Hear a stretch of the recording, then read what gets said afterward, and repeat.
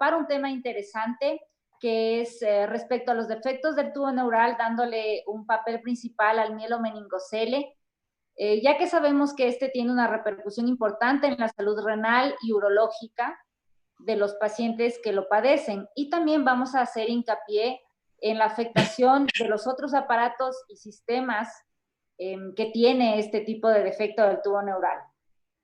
En esta ocasión contamos con expositores nacionales e internacionales que seguramente serán de gran aporte para este curso virtual. Entonces voy a dar primero la bienvenida al doctor Alberto de la Vega. Él nos acompaña desde Puerto Rico.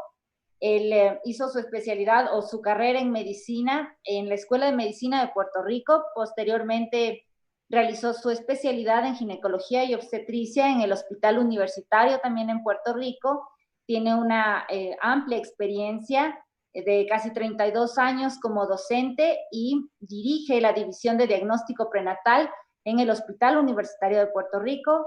Doctor, bienvenido y adelante con su charla. Muchas gracias. Necesitaría que me den la opción de... Ya la tengo.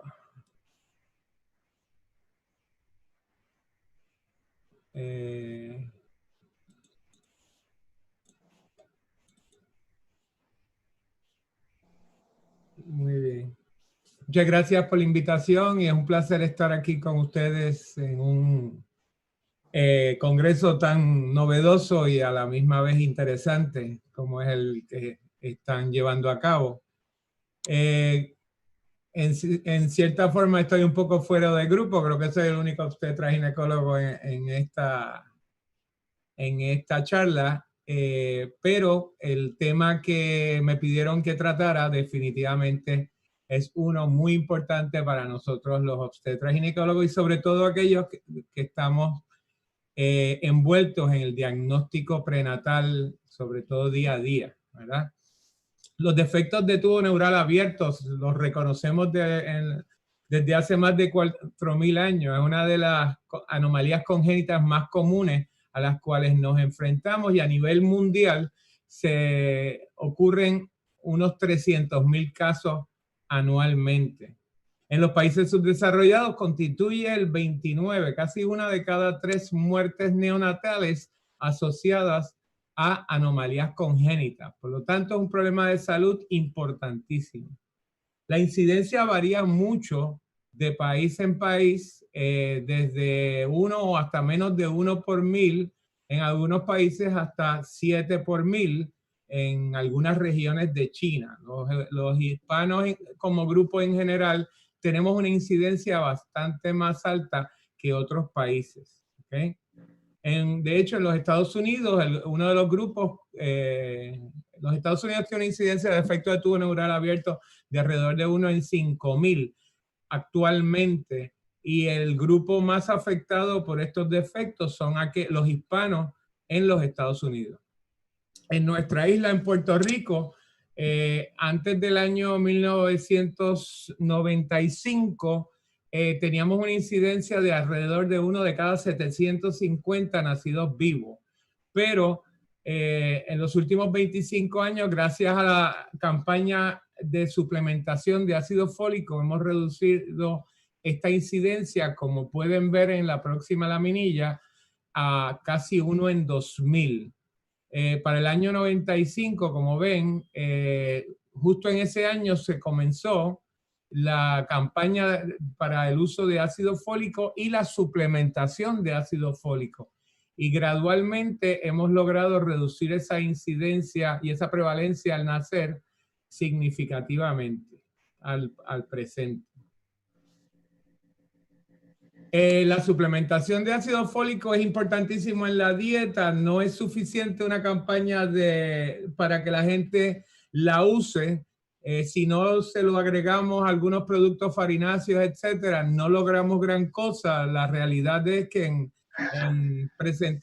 investigaciones de nosotros, cuando la campaña de ácido fólico ya llevaba un par de años que había empezado, prácticamente todas las mujeres sabían de la importancia del uso de ácido fólico en la prevención de los defectos de tubo neural Y a pesar de saberlo, pacientes en edad reproductiva, menos de 1 de cada 3 lo usaba.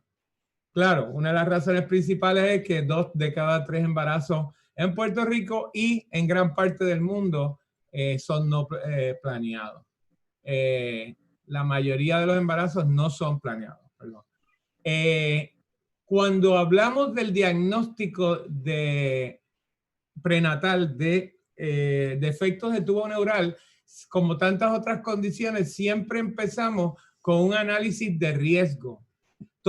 A pesar de que tomemos en cuenta de que la gran mayoría de los bebés que nacen con estos defectos no tienen factores de riesgo, hay una serie de factores que definitivamente aumentan la probabilidad de que el feto nazca con él.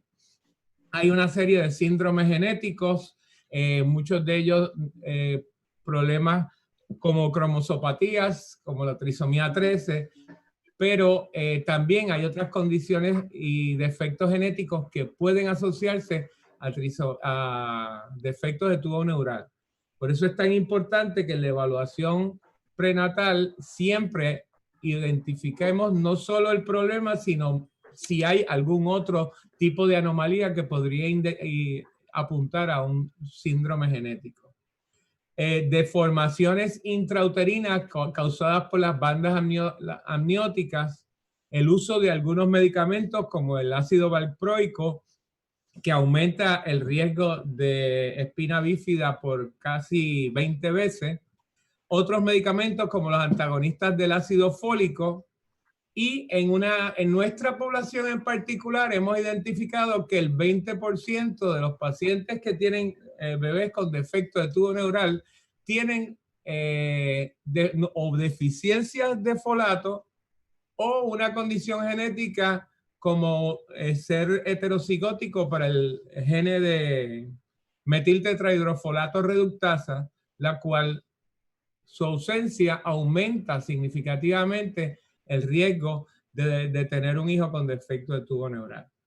La hipertermia temprano en el primer trimestre se ha asociado al desarrollo de defectos de tubo neural, y el uso de acetaminofén en presencia de fiebre en el primer trimestre reduce el riesgo de que esta condición ocurra.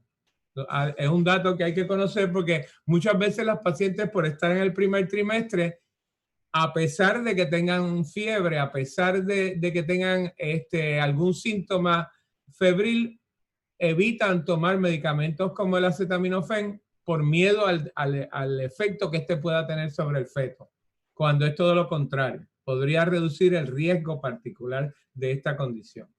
Las dos condiciones más importantes que se asocian a defecto de tubo neural es la diabetes, que es, como me imagino en el país de ustedes, igual que el de nosotros, hay una prevalencia enorme de diabetes, sobre todo diabetes en el embarazo. Y la obesidad, la cual afecta a más del 40% de nuestra población de mujeres en edad reproductiva, aumenta a más del doble el riesgo de defectos de tubo neural. Como mencionamos, los hispanos en los Estados Unidos tienen un aumento en la incidencia de esta condición sobre el resto de la población. No se sabe exactamente cuál es la causa. Interesantemente, a contrario a lo que muchas personas piensan, hay medicamentos como el metformin, el clomifeno, y la exposición a pesticidas no se asocia a un aumento en el riesgo de tener un bebé con defectos de tubo neural. Ahora, dicho todo esto, el 95% de los pacientes con un defecto de tubo neural no van a tener ningún factor de riesgo identificable, excepto ocasionalmente obesidad en muchos casos, como es gran parte de la población. Es interesante que en muchos países, pero en Puerto Rico lo hemos identificado, hay una variación estacional en la incidencia de anomalías congénitas que se manifiesta se ha manifestado a lo largo de muchos años y esa incidencia de anomalías congénitas muy particular incluye los defectos de tubo neural. Me refiero a que las concepciones que ocurren en invierno, en los meses de invierno, se asocian a un riesgo mucho menor de defectos de tubo neural que aquellas que ocurren en otros meses y en particular en verano casi aumenta al doble el riesgo de tener un bebé con defecto de tubo neural cuando ocurre la concepción en verano. En Puerto Rico, a diferencia de, bueno, similar a muchos otros países, aumentan las concepciones en invierno, en los meses de invierno, aunque a pesar de que vivimos en una isla caribeña donde la diferencia en la temperatura de un mes a otro es mínima, que hace calor todo el año, un poco más fresco en invierno, pero no cambia mucho. Pero sí notamos estos cambios que son manifiestos para defectos de tubo neural, labio y paladar hendido, gastrosquisis, se manifiestan de esta forma. ¿Okay? No se ha tratado de identificar qué es lo que está pasando durante estos meses, pero no se sabe. Como dijimos, la temperatura no es, y el consumo de alcohol, bueno, nosotros consumimos alcohol todo el año, igual que en muchos países, y somos hispanos y celebramos mucho, pero en Navidad es cuando más se consume alcohol. Así que esa tampoco es la causa posible. Es posible que cambios en la dieta que ocurren durante una época u otra tengan que ver con estas fluctuaciones. Las dietas navideñas tienden a ser dietas más tradicionales, que por lo tanto son dietas más nutritivas. Las dietas de verano suelen ser dietas de más comida rápida. Pero eso obviamente es una hipótesis. Pero vale la pena siempre explorar en el historial si hay algún factor de riesgo, pero como dijimos, el 95% de los casos ocurren en pacientes sin ningún factor de riesgo. Existe desde hace más de 40 años el tamizaje sérico para la identificación de defectos de tubo neural. En los años 70 finales, en Inglaterra y en los Estados Unidos se demostró que la medición de la alfa-fetoproteína en el suero materno entre las semanas 15 y 21 podía identificar un pequeño grupo de pacientes entre los cuales se encontraba un gran número de bebés con defectos de tubo neural. ¿Okay? Así que esta identificación a final de los 70 permitió que se comenzara la época de la detección por tamizaje sérico de esta condición. De hecho, esto es el comienzo de lo que hoy en día llamamos la obstetricia y la perinatología moderna, porque fue la primera prueba masiva que nos permitía identificar a una población a riesgo para una anomalía congénita. ¿Okay? El tamizaje sérico nos permite la opción de identificar temprano en el segundo trimestre a una paciente con un bebé con defecto de tubo neural y ofrecerle una terminación de embarazo en aquellos países donde eso es una opción, o dirigir a esa señora y modificar su cuidado prenatal para llevar a este bebé a un sitio donde le puedan dar cuidado avanzado al nacer y por lo tanto mejorar sus oportunidades de vida y mejorar su pronóstico a largo plazo. También hoy en día está la opción en algunos centros en Europa, en Puerto Rico no lo hay, pero en Estados Unidos en varios centros lo hay, de la cirugía en útero, la cual permitiría unos resultados que hoy en día están bajo análisis, pero se consideran muy prometedores. ¿Okay? Hablando del tamizaje sérico, que como les dije, comenzó en los años 80 a nivel de los Estados Unidos y muchos países de Europa, la medición de la alfa-fetoproteína que aparece en mayor cantidad en la sangre materna cuando un bebé tiene un defecto en la piel, por el cual a través de él sale proteínas de la vasculatura del bebé hacia la circulación, y siendo un defecto de tubo neural abierto, pues tiene un defecto en la piel, nos permite identificar cuando estos niveles están altos en la madre, bebés con defectos como anencefalia en un 95% y un mielomeningocele entre 60 y 80% cuando estos valores están elevados. ¿Okay? Sí, para que tengan una idea de a qué es lo que nos referimos, si nosotros cogemos una población, identificamos, le hacemos pruebas séricas de alfa-fetoproteína a todos, las mujeres en esa población, el 3.5% de la población tendrá valores alterados, o me refiero a elevados. Y de ese grupo, 3.5% de la población, 5% de ellas tendrán anomalías congénitas que envuelvan la piel. Y 2% van a tener defectos de tubo neural. ¿Ok? El resto, el 95% de esas mujeres no van a tener defectos o anomalías congénitas, los bebés, pero sí pueden tener una mayor incidencia de problemas placentarios y morbilidad perinatal. Por lo tanto, es un grupo a seguir. Claro, en donde no hay la prueba poblacional o las técnicas de tamizaje a nivel poblacional, tenemos definitivamente la sonografía como el instrumento principal para el diagnóstico de este tipo de anomalía y muchas otras. La sensibilidad de la sonografía depende de un montón de factores. Uno muy importante es el equipo que se usa, el paciente al cual estamos evaluando, pacientes que son muy obesas versus pacientes más delgadas, hay un grado de dificultad tremendo entre una y otra.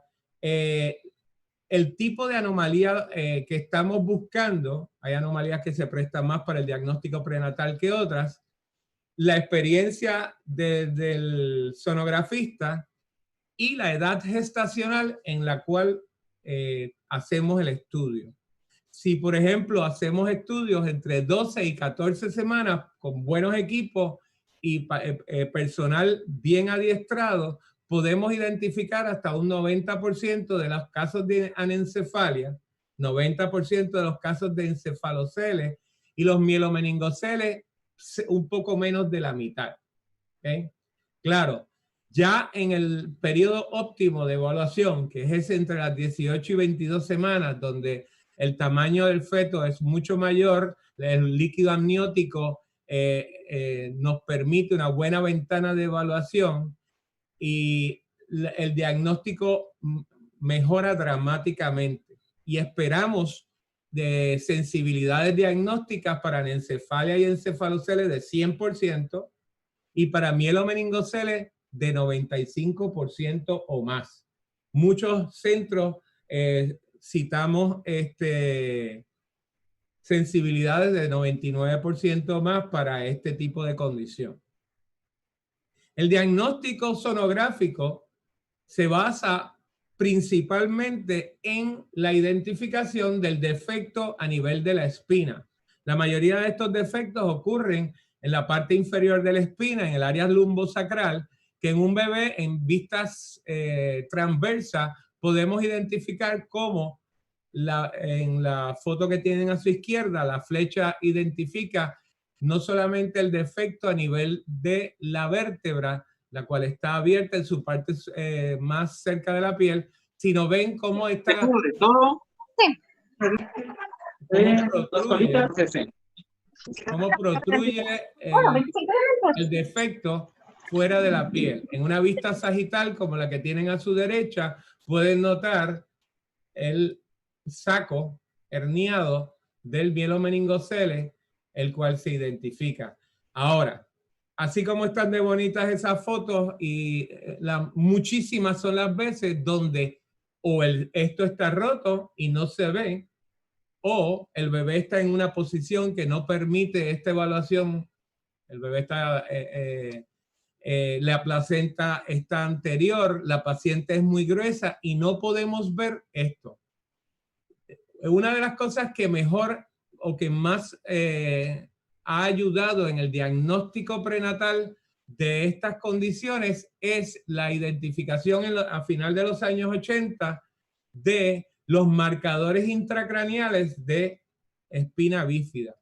Nos referimos a el hecho de que cuando un bebé tiene una espina bífida, se crea un efecto de válvula a lo largo de la espina hacia el cerebro, donde se desplaza la espina hacia abajo a medida que se hernia por el mielomeningocele, por el defecto, y ala el cerebro hacia caudal, hacia atrás y hacia abajo, haciendo que este se desplace. Al desplazarse, ala los huesos frontales de la cabeza, que son bastante finos, y crea esta impresión en la cabeza que se le llamó, y todavía se le llama años después, la forma de limón, o la forma de cabeza tipo limón. ¿Okay? Ven cómo hay un aplonamiento de los huesos frontales en esta vista de la cabeza.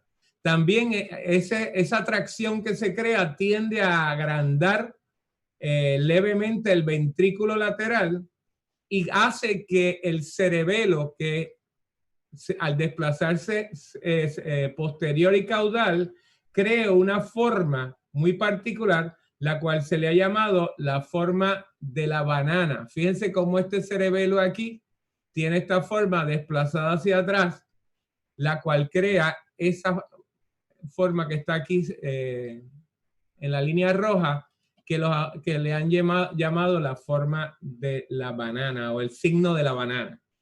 La identificación de una forma como esta del cráneo, forma de limón, y este cerebelo, que en algunas ocasiones se desplaza tanto y tanto hacia atrás que ni siquiera se ve, que ni siquiera se ve el cerebelo. En otras palabras, se le llama el signo de ausencia del cerebelo, el cual no es que esté ausente, es que simplemente está tan desplazado hacia atrás y hacia abajo que no se ve. El hallazgo sonográfico es fácil de identificar, mucho más fácil que la evaluación de la espina, y cuando está presente nos permite hacer todos los esfuerzos posibles para identificar dónde está ese mielomeningocele. Si nosotros vemos esto sonográficamente, podemos apostar que hay un mielomeningocele presente.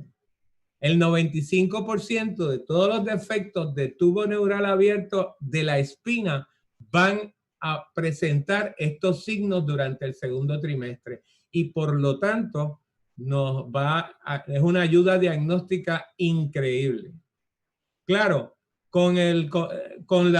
hoy en día la sonografía tridimensional podemos crear imágenes como esta, las cuales son increíblemente útiles para el diagnóstico.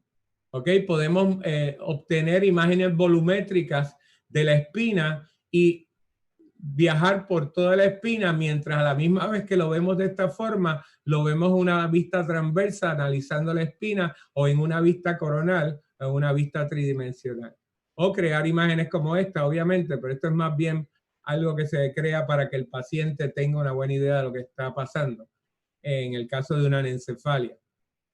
Este tipo de equipo nos da una ventaja diagnóstica tremenda para un montón de otras anomalías. Obviamente en el caso de la espina y la evaluación potencial de espina bífida todavía más. Ahora, los marcadores sonográficos son indispensables, sobre todo en pacientes gruesas, obesas, que no nos la resolución sonográfica se pierde tanto.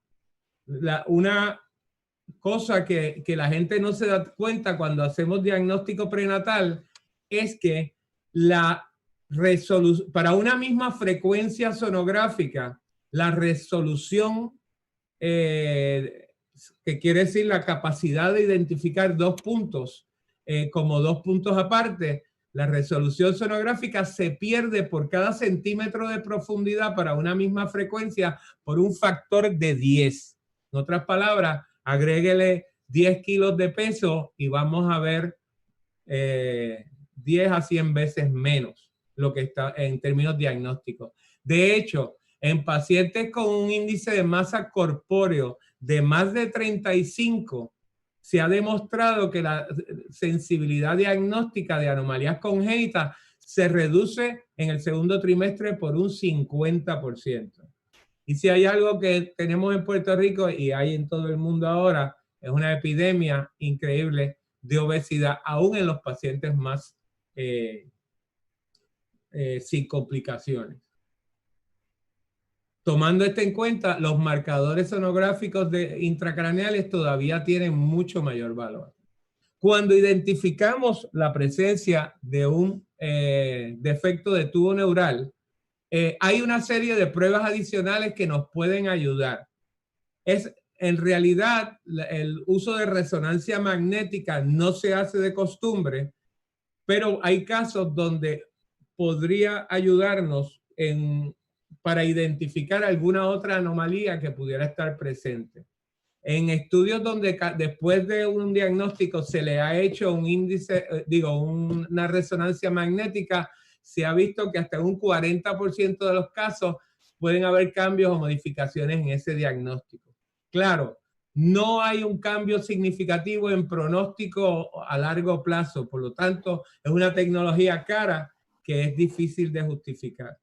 Una cosa importante es ofrecerle al paciente la posibilidad de un análisis genético, porque la presencia de defecto de tubo neural se asocia a un aumento en el riesgo de aneuploidía, sobre todo si hay otras anomalías congénitas que no sean del sistema nervioso central. Me refiero, si un bebé tiene un defecto de tubo neural y tiene polidactilia o tiene una anomalía cardíaca, la probabilidad de que haya un problema cromosómico se dispara 5 veces mayor. ¿Okay? Aún en los pacientes donde el defecto espinal, el defecto de tubo neural es aislado, hasta un 6 a 7% de ellos pueden tener problemas cromosómicos. Y en particular, problemas cromosómicos que tal vez no se identifiquen en un análisis genético regular o convencional, el cariotipo. Por lo tanto, se le recomienda que a estos pacientes se le haga un análisis de microarreglo, o como llaman en inglés, microarray. El manejo de una paciente a la cual se le identifica un defecto de tubo neural definitivamente debe incluir enviar al paciente a parir en un centro de cuidados supraterciarios donde nazca y ahí mismo le puedan dar el servicio, la atención de intensivo y la cirugía al feto, al neonato, ya que está probado que no solamente el mejor transporte de un bebé es la madre, sino que hay un beneficio grande en términos de la intervención temprana y el que este bebé, por lo tanto, nazca en el sitio donde se le va a hacer esa intervención. Se enfatiza la importancia del parto a término. No hay ninguna razón que beneficie al feto en sacarlo antes de tiempo prematuramente. Ni siquiera se ha demostrado que sacarlo a las 37 semanas. En aquellos bebés que tienen hidrocefalia secundaria, se ha argumentado la posibilidad de sacarlos antes para tratar de reducir la compresión, el aumento en presión intracraneal y poder darles un servicio neonatal más temprano. Pero no se ha demostrado que haya un beneficio real. Por lo tanto, el parto a término es lo que se recomienda. Claro, es muy común que estos fetos, sobre todo si desarrollan ventriculomegalia e hidrocefalia, se presenten en posición pélvica, o sea, la mala presentación es frecuente. Así que las cesáreas por indicaciones obstétricas son también frecuentes. En el pasado se ha hecho, y nosotros, nuestra institución, por muchos años, hemos hecho cesárea a pacientes que se le identifica con un mielomeningocele, particularmente por dos razones no basadas en la evidencia. Uno, el argumento de que el parto es más estéril y por lo tanto hay menos riesgo para ese mielomeningocele de que se contamine. Dos, menos riesgo de que ese mielomeningocele se rompa en el proceso. Y un tercero, para reducir la compresión de esta estructura y de el cerebro al pasar por el canal vaginal. Hay que hacer claro de que estas prácticas, las cuales nosotros hemos seguido por mucho tiempo, no son basadas en la evidencia, y la evidencia más temprana nos dice que no hay un beneficio demostrable en términos del parto vaginal versus cesárea.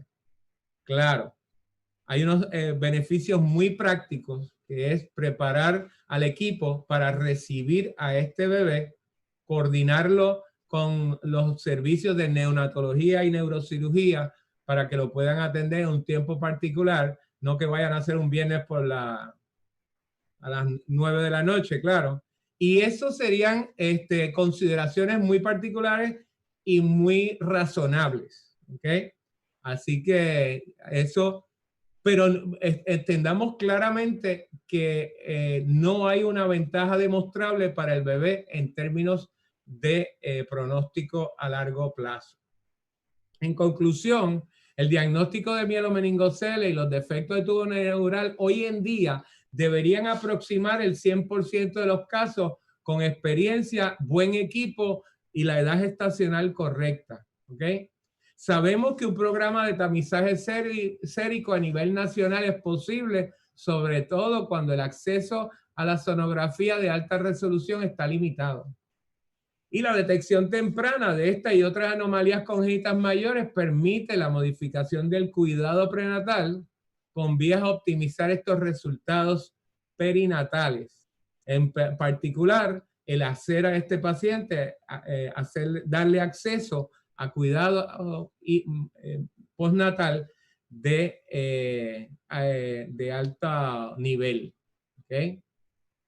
Muchísimas gracias por darme la oportunidad de hablar con ustedes. Quisiera estar disponible para cualquier pregunta ahora o más tarde. Y yo sé que en Ecuador tienen muy buenas playas, pero recuerden que yo vengo de Puerto Rico. Aquí las tenemos por todos lados. Muy bien, sí, doctor, muchas gracias por su charla, muy interesante, muy completa. Y sí, me voy a permitir transmitirle una pregunta de uno de los participantes de las charlas. Y dice así: ¿No te sientas? ¿Ese examen sérico se puede realizar en cualquier momento a la madre, aún años después del nacimiento del bebé? No, la alfa-fetoproteína es una sustancia que produce el bebé. De hecho, la produce como albúmina, es la albúmina del bebé. La alfa-fetoproteína es una proteína de transporte con las mismas cualidades en términos séricos de cargas negativas, peso molecular y todo de el bebé, el cual él la tiene en altas concentraciones en su sangre. Y en algún punto entre las 34 y 36 semanas de gestación deja de producirla, se produce albúmina y la albúmina sustituye la alfa-fetoproteína en la sangre.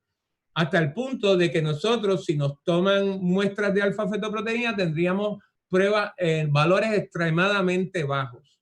¿Qué pasa? Eso quiere decir que un feto en su sangre tiene niveles bien altos de alfa-fetoproteína. Si este feto tiene un defecto de tubo neural abierto, quiere decir que tiene una pérdida de la integridad de la piel.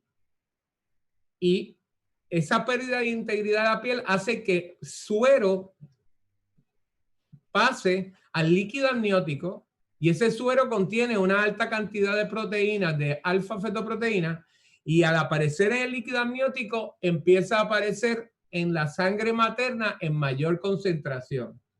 Por lo tanto, entre las 15 y las 21 semanas de gestación, podemos identificar niveles elevados de alfa-fetoproteína en la sangre materna de una mujer que tenga en ese momento un feto con defectos de tubo neural abierto como mielomeningoceles o anencefalia. Ya después de parir, esos niveles vuelven a lo normal en la madre porque venían del feto. Así que es solo entre ese periodo, entre 15 y 21 semanas. Muy bien. Doctor, tenemos otra pregunta. Jonathan Tipán nos pregunta sobre la utilidad de la niacina en prevención de mielomeningocele. ¿Perdón? La utilidad de niacina en prevención de mielomeningocele. Bueno, primero que nada, cualquier método de prevención tiene que comenzar desde antes de la concepción. El tubo neural se produce, el tubo neural se cierra en el embrión a los 23 días de concepción. Eso es consistente con 5 semanas de amenorrea. Eso quiere decir que cuando la paciente se da cuenta que está embarazada, ya se está cerrando el tubo neural. Así que cualquier intervención que pretenda hacerlo durante el embarazo va a fallar y no va a ser efectiva. Tendría que ser una estrategia de la administración en pacientes con en edad reproductiva a toda la población de mujeres. Eso se ha demostrado que funciona con el ácido fólico y que reduce el riesgo de estos defectos en un 70%. En el caso de la niacina, no se ha podido demostrar que sea igual de efectiva. La niacina y otras vitaminas, la vitamina B, etcétera, dadas en multidosis, en ausencia del ácido fólico, no parece tener la efectividad que el suplemento de ácido fólico. Muy bien, doctor, muchas gracias. Les recordamos a los participantes que pueden seguir dejando sus preguntas en el chat y podrán ser contestadas más adelante. Antes de continuar con el resto de charlas, queremos contarles que ya contamos con la participación de la doctora Frances Fuenmayor. Ella es la directora médica del Hospital Pediátrico Baco Ortiz, la institución que lidera este curso virtual. También cursó y tiene su título de médico cirujano por la Universidad Central del Ecuador. Hizo sus estudios de posgrado y se graduó como médico pediatra intensivista en la Universidad de Chile, en el Hospital Roberto del Río. Es médico tratante de los servicios de terapia intensiva y emergencias del Hospital Baco Ortiz de Quito y es líder del servicio de emergencia del Hospital Pediátrico. Bienvenida, doctora, y adelante.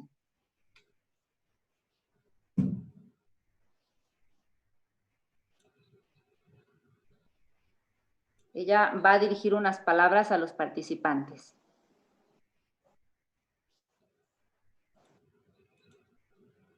Doctora, tal vez si activamos el micrófono, el video.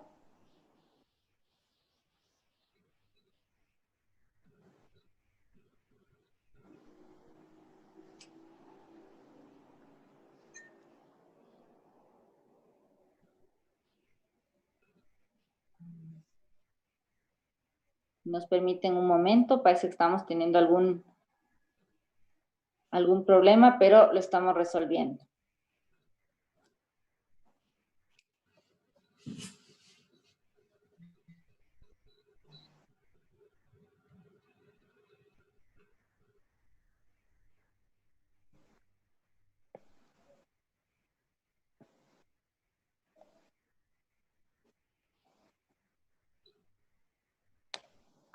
Mientras logramos conectarnos con la doctora Frances, no sé si hay alguien que tenga alguna otra pregunta dirigida al doctor Alberto sobre el tema que se expuso hace un momento.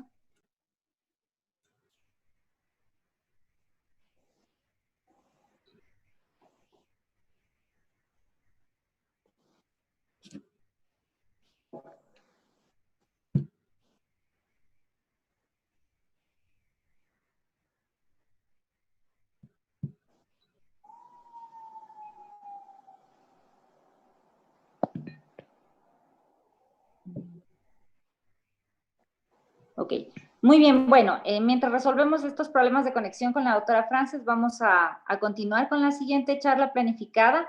Esta está a cargo del doctor Vladimir Puyas. El doctor nos va a hablar sobre la importancia de la corrección temprana del mielomeningocele.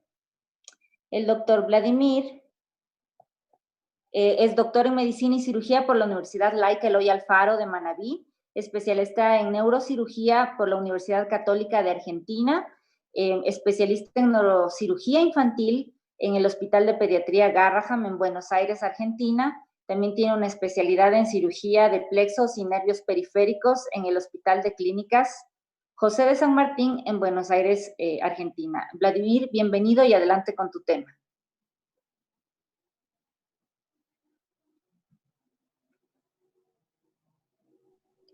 Muchísimas gracias, voy a compartirles. Vamos a ver por acá. Bueno, cuando me digan, ¿se está viendo la presentación allí? Sí. Sí, adelante, doctor. Solo hay que maximizar y ya estamos. Perfecto. Bueno, espero que se vea la imagen bien. Un ratico porque me estoy saboteando yo mismo la presentación. Acá. Bueno, arranquemos. Yo soy medio informal porque la informalidad creo que siempre crea que uno pueda poder aprender un poco más, el hecho de sentirse en confianza con el resto, así es que, bueno, cualquier cosa siempre me están diciendo por mi nombre y me dicen lo que necesitan, los cuales yo les pueda resolver. Y con respecto a la imagen, espero que me vea yo también bien, que no traten de regularla, yo soy así. Así que bueno, arrancamos. Después de la excelente presentación que acaba de dar el doctor de la Vega, bueno, ya no queda más que tapar un poquito de cosas que lo acaba de decir él. Sin embargo, más allá de lo que acaba de aclararlo ahora, creo que todos tenemos unos conocimientos muy claros al respecto del mielomeningocele, muchas de las cosas que están pasando, y a su vez siempre corremos atrás de los pacientes. Sí, sabemos muy bien cuáles son los factores que influyen, hay factores que no los logramos localizar, pero a pesar de todo, siempre cuando tenemos un paciente mielo, en cualquiera de las edades, siempre estamos corriendo atrás de ese paciente. ¿Sí? Lo importante sería más bien estar preparados para que el paciente cuando nos llegue, tener todos los conocimientos aclarados y poderle brindar la atención que se necesita. Es por eso que enfoco esta presentación como que desde atrás para adelante, y es por eso que inicio con esta filmina que es la que siempre nosotros ponemos al final, la de gracias. Le doy muchas gracias a todos por escucharme. Bueno, y así arrancamos el tema que me proporcionan, que la importancia de la corrección temprana del mielomeningocele. Bien, entonces, ¿cuándo es la corrección temprana de un paciente con mielomeningocele? Lo decía el doctor de la Vega, el hecho de planificar el nacimiento de un bebé que no sea el viernes a las 3 de la mañana, más o menos. Pero esto es lo que pasa, no sé. 3 de la mañana nos llaman el neonatólogo porque tiene un paciente, doc, tenemos un paciente de mielomeningocele que acaba de nacer. Y yo digo, bueno, 3 de la mañana, está bien, ¿sabes qué? Hazle la limpieza, cúbrelo y yo voy a las 8 de la mañana. Entonces, ¿cuándo es en realidad la corrección temprana de un paciente con mielomeningocele? ¿Acá y luego esperar? Es una vez que tenemos el diagnóstico prenatal de mielomeningocele, poderle proporcionar, arreglar todo el grupo para cuando el bebé nazca, o a lo mejor en algunos centros, como contamos también acá, en la que se le puede ofrecer con buen tamizaje que se haya hecho y un buen protocolo, si ese paciente pudo haber sido candidato a una cirugía prenatal, ¿es acá en realidad una corrección temprana prenatal para este bebé? ¿O es acá cuando nos enteramos que esta madre está embarazada y comenzarle a proporcionar todos esos conocimientos que nosotros sabemos con cuáles disminuyen la incidencia de que este nuevo producto salga con mielomeningocele, o más antes, es acá, antes de la concepción, cuando hay una pareja que a lo mejor pretenda tener hijos, en realidad es hacer conciencia cuáles son los factores de riesgos, lo cual puede conllevar a que haya un producto con alguna malformación del tubo neural.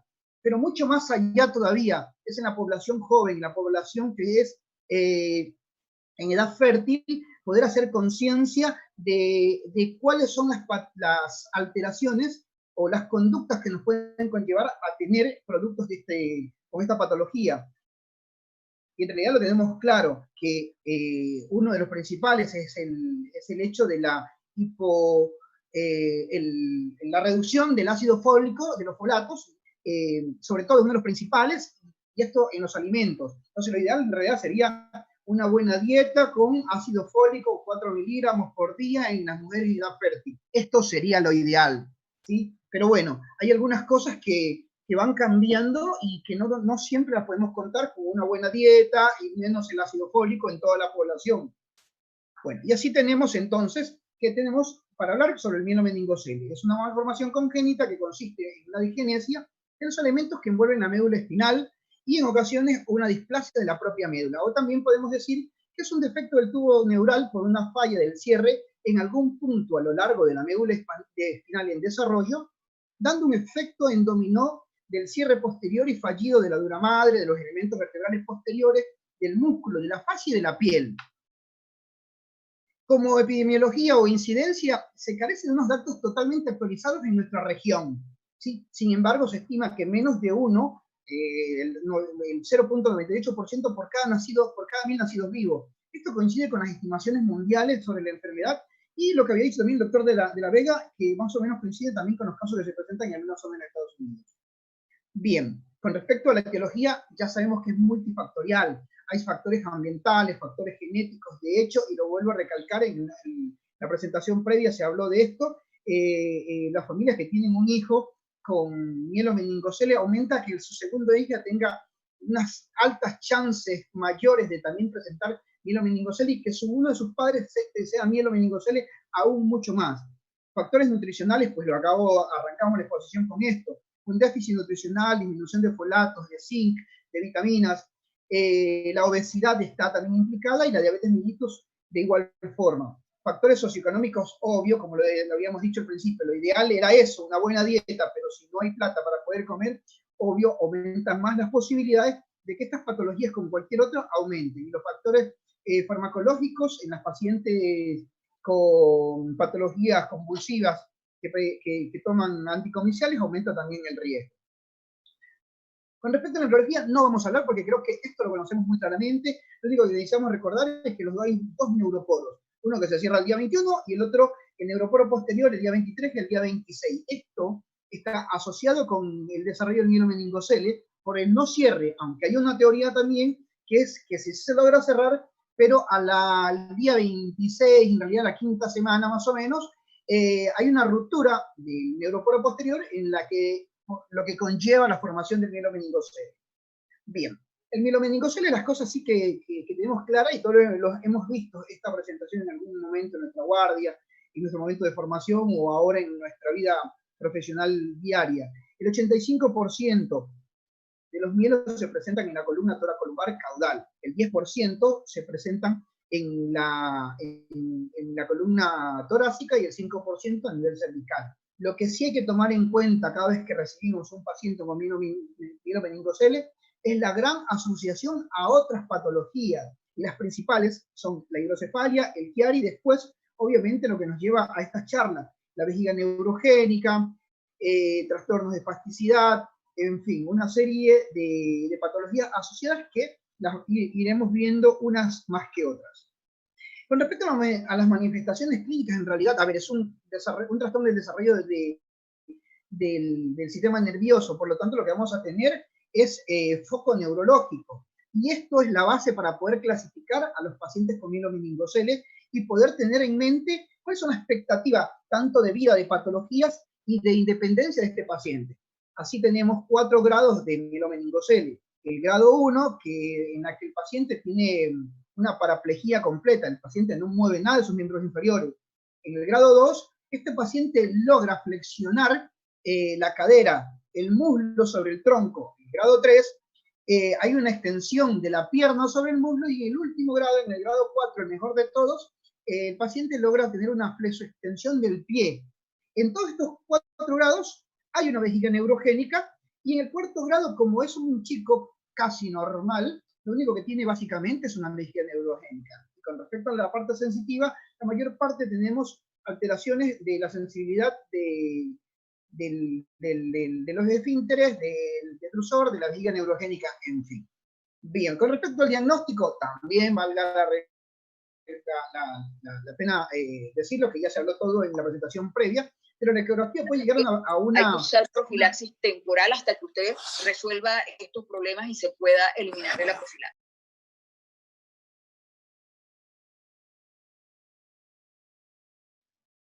Hola, hola. Bien. Sí, ahí estamos.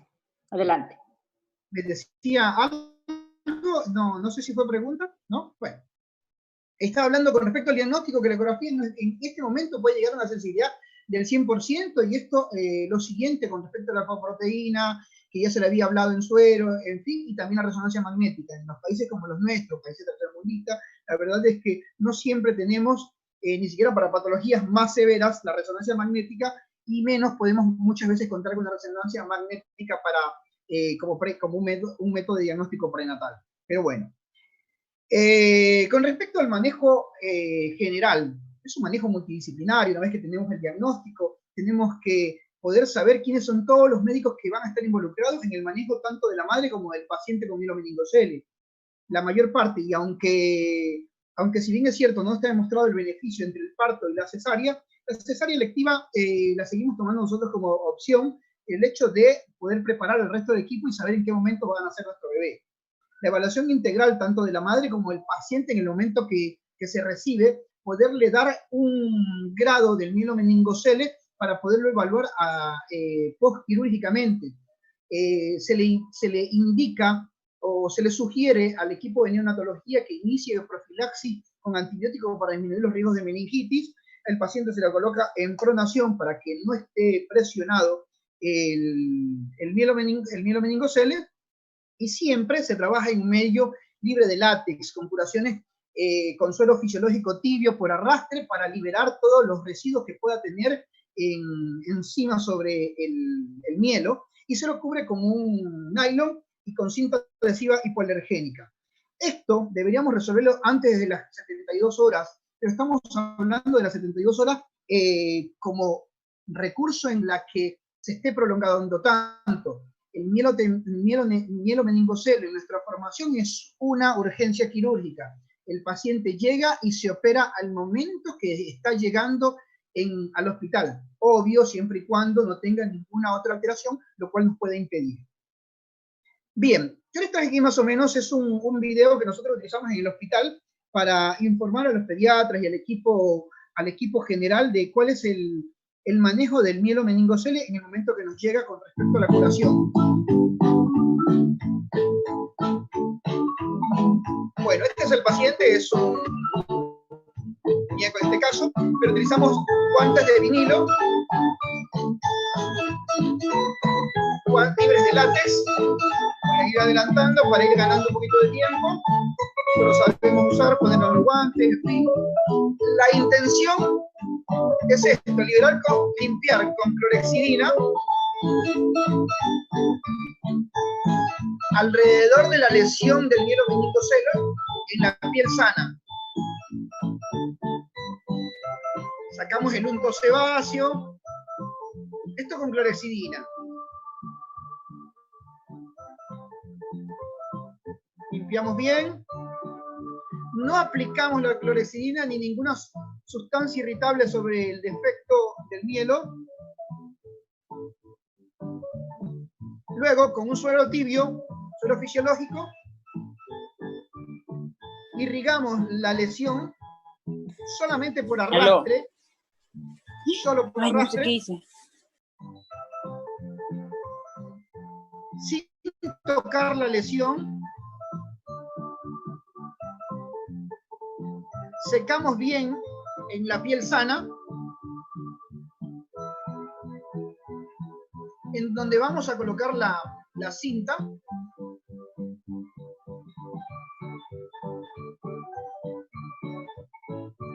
Luego con un nylon, un plástico totalmente estéril, que bien puede ser la bolsa de la sonda K30, que está estéril, que cubra bien el defecto, no adhesivo sobre la lesión. Y luego con cinta hipoalergénica le pegamos a los alrededores para sostener y cubrirla y aislarla la lesión. A nivel de la zona glútea, unimos bien porque generalmente estos pacientes que tienen atonía del esfínter anal están liberando material fecal permanentemente, y lo que no queremos es que se nos contamine. Bien. Lo decimos, lo explicamos porque estos videos los enviamos a muchos hospitales porque nos llegan a nuestro centro pacientes o descubiertos, con una gasa totalmente pegada, o con papeles adhesivos sobre el mielomeningocele, que cuando le liberamos rompemos toda la placoda, rompemos todo el mielo. Entonces esto generalmente lo que hacemos es para poder que el médico general, el médico de la guardia, el ginecólogo, el residente, aprenda a manejar en la primera instancia hasta que llegue el neurocirujano. ¿Cómo lo colocamos al momento de la cirugía? En posición de cúbito ventral, con soportes en su abdomen para proteger los puntos de apoyo. Hacemos las incisiones dependiendo de la forma del mielomeningocele, transversal o horizontal. Y la intención de esto es hacer esto: la corrección o el cierre de la placoda de la parte que está abierta en forma de libro de la médula espinal. Y acá están las fibras sensitivas que salen de la parte de la placoda. Ya le hago los crepes, ya voy, mami. Lo importante, cuando nosotros llegamos y conversamos con los familiares, con el padre básicamente, que siempre conversábamos, la abuela y todo, y explicamos el procedimiento quirúrgico, lo que hay que tomar en cuenta en la explicación que hacemos ante esta cirugía es primero los objetivos, es disminuir el riesgo infeccioso y obviamente cerrar, pero sobre todo decir que en la cirugía no es para mejorar el foco neurológico, porque muchos padres tienen la expectativa que su malformación después de la cirugía va a recuperar. De hecho, tiempos después, cuando controlamos de pacientes que han sido operados en otros lugares, hay padres que llegan diciendo, lo operaron pero no mejoró nada. Una vez que reparamos el defecto medular, disecamos la dura madre, la cerramos de forma hermética y de igual forma la piel, sin buscar tensión. Esto tenemos diferentes tipos de mielo, grandes, diferentes tamaños, algunos vienen rotos, liberamos la piel sobrante o la piel en desarrollo medio anómala, identificamos la placoda para corregirla, luego la corregimos, la cerramos y luego el cierre de piel. En fin. El mielomeningocele, una vez que nos llega y que lo tenemos este paciente, tenemos que tener claro que está asociado a múltiples patologías, como le había dicho. La mayor parte de las veces desarrollan hidrocefalia, hasta un 90% de algunos pacientes. El 15% de los pacientes se evidencia la hidrocefalia en el momento de nacer, y el restante lo desarrolla en las siguientes 6 semanas aproximadamente. Los pacientes mielomeningocele grado 3 y grado 4, esos que se los había mencionado, que mueven el piecito o que pueden estirar la pierna sobre el muslo, generalmente tienen menos probabilidad de desarrollar hidrocefalia. Se entiende o se tiende hoy en día a tratar de no valvular de inmediato a los pacientes con mielomeningocele y dejar la válvula ante el mínimo signo de hipertensión endocraniana. Hace un tiempo atrás estaba esa conducta de que una vez que naciera el paciente mielomeningocele le hacían un pack. Viene el paciente mielomeningocele, le cerramos el mielo y le colocamos la válvula de una vez. La verdad es que ya no, porque ya está más que demostrado que algunos pacientes no lo requieren, así es que no se hace esto, y los controlamos a posterior del cierre, mientras esté hospitalizado o de forma ambulatoria, los controlamos semanalmente con ecografías transfontanilar seriada y con la medición del tamaño ventricular y la medición del perímetro hidrocefálico. Esperamos siempre que nuestro ecografista sea una persona que tenga experiencia en la medición de los ventrículos, que casi siempre sea la misma persona que lo haga.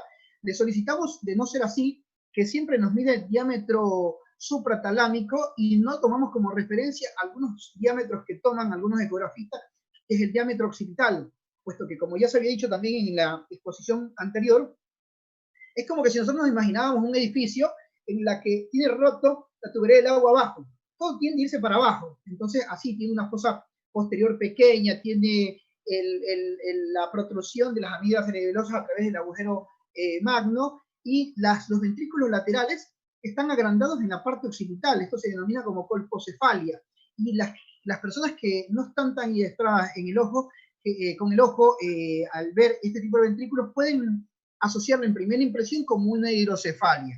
No siempre es así.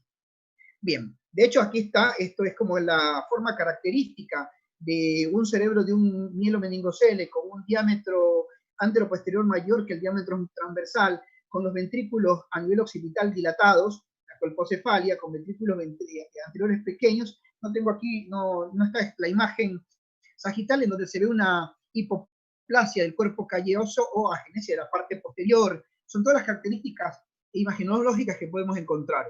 El tratamiento de la lesión de la hidrocefalia va a ser siempre la derivación ventrículo-peritoneal en primera instancia. Después, más adelante, se puede evaluar el hecho de hacer una tercerventriculostomía endoscópica. Y una vez que lo hemos evaluado a este paciente, en el momento que lo recibimos y le cerramos a tiempo el mielomeningocele, es decir, antes de las 72 horas, una urgencia quirúrgica apenas nos llega a nuestro hospital, tenemos que evaluar si está roto o no. Entre mayor tiempo pasa, mayor riesgo infectológico este chico corre, y por lo tanto me pone más problema al momento de desarrollar la hidrocefalia y yo quererlo valvular. Si este mielomeningocele está roto, yo tengo que primero demostrar la negatividad del líquido cefalorraquídeo ante cualquier germen. Líquido que debe estar claro, con menos de 200 a 300 proteínas y libre de células. Sin embargo, solo el 10% de los pacientes van a requerir una DBP antes del mes de vida, que era lo que habíamos dicho hace unas filminas atrás. Otra de las malformaciones u otra de las patologías que está asociada al mielomeningocele es el Chiari tipo 2. A diferencia del Chiari 1, que es una protrusión mínima de 0.5 a través del agujero magno, este es mucho mayor, y aparte de las amígdalas cerebelosas, ocasionalmente además también se protruyen otros elementos.